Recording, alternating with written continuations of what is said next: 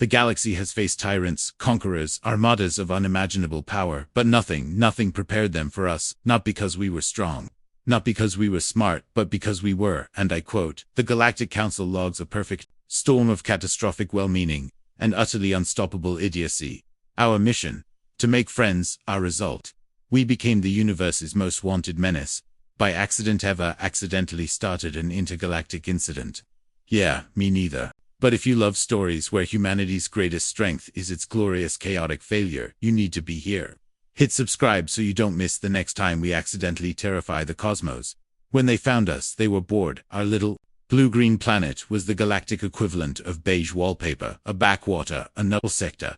We were the accountants of the cosmos, and they just wanted us to keep our tedium to ourselves. But then we built a rocket. Of course, it was rocket-shaped, and we sent a diplomat to our lovely neighbors, the Takans, a gesture of peace. The diplomat died 2 days into the trip, catastrophic life support failure. His ship, a coffin full of horrifying Earth diseases, parked itself neatly on the Takans' doorstep. They were concerned. They incinerated the thing and sent a very polite notice back. Please stop firing biological weapons at us. We were apologetic. So sorry. Won't happen again. And we meant it. Our next attempt was unmanned, safer, smart. Except its guidance failed. It entered Takan atmosphere at 60 kilometers per second. It left a crater of highly toxic engine parts in a densely populated area. We called it a friendship mishap. The Takans began to suspect. We weren't boring, we were dangerously stupid there. Next message was less polite notice, and more cease and desist order. Leave us alone. Did we stop? Of course not. We built a state-of-the-art communications relay. The best fission reactor, redundant systems, the works. We parked it right on the edge of their space just to be piloted. Lasted 3 solar cycles before its reactor went critical. Uncontrolled fission reaction. It took 3 Takan patrol craft with it. The Takans had an epiphany. We weren't malicious. We were a force of nature, a hurricane of incompetence. They finally did the smart thing. They said, "Stay there. We are coming to you." A Takan diplomatic delegation. They arrived. They entered orbit. Atmospheric entry was a success. They were landing. To celebrate, the humans below did what humans do. We shot small, bright, explosive projectiles into the sky. Fireworks. The Takan delegation, now experts in human weaponized friendliness, saw the incoming pyrotechnics and screamed ambush. Their ship opened fire, peppering the fireworks display with laser beams before turning tail and fleeing forever. All ties were cut. We were quarantined, but the damage was done. Other species heard the rumors. The Gorelians were curious. They can't be that bad. They thought they opened a simple communications channel to build a dialogue. Big mistake. They were immediately inundated, not with viruses, with content, billions of videos, cats, dogs, people falling over, people colliding their genitals together to music. Their entire planetary network crashed under the weight of our mundane, useless, utterly stupid attempt to share our culture. Their economy tanked. To this day, Gorelian parents tell their children to behave, or the human memes will get them. The Galactic Council had seen enough.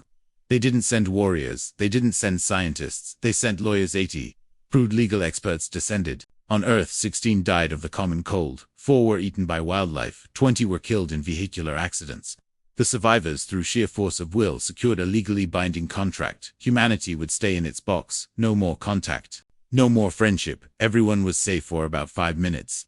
Then we blew up a moon mining accident. We said then we accidentally turned a gas giant into a black hole. Science.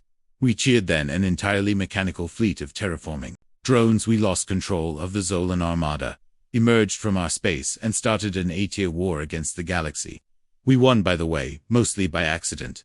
The galaxy finally did its homework. They looked at our history, the wars, the poisons we ingest for fun, the cities burned by mistake, the genocides over minor differences. They realized the terrifying truth: we weren't just an idiot species, we were the universe's most unstable, self-destructive, and unpredictably dangerous form of life ever, and we were too stupid to die. Containment was the only option, but they were smart about it.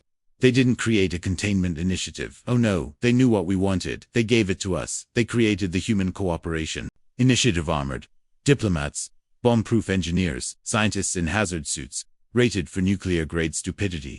They came not as wardens, but as friends. Their sole mission: to be our friends, so we wouldn't feel the need to try and be friends with anyone else, to gently steer us away from self-annihilation, and by extension the annihilation of everything else. They gave us what we wanted, and in doing so, they saved the galaxy not from our wrath, from our help. So what's humanity's real secret weapon? Is it resilience, ingenuity, courage? Maybe, but sometimes the most powerful force in the universe is a species so chaotically, drastically, well-intentioned, that the only logical response from every advanced civilization is to show up with a helmet and a first aid kit and say, "Here, let us help you with that," before you accidentally destroy a star system. So what do you think? Are we a menace or just misunderstood? Let me know in the comments. What's the most catastrophically friendly thing you've ever done? And subscribe for more tales of humanity accidentally winning, or at least accidentally not losing.